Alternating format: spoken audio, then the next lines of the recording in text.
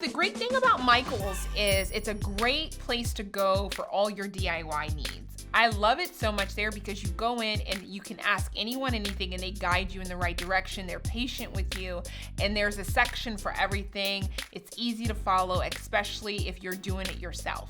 When I'm making my own candles, I go to Michael's for the wicks, the jars. They actually have wax there as well that you can purchase. They have the twine to decorate.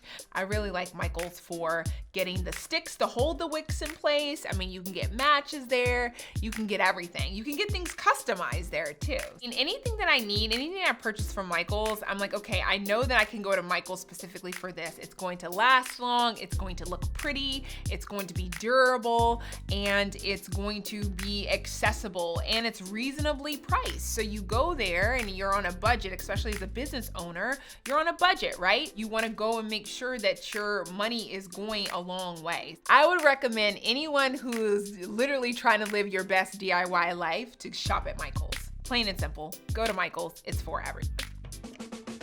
Are you looking for more product advice and wisdom from me? Or me? Or me? Hit that subscribe button or head over to thedesirecompany.com for more classes, how-tos, and reviews.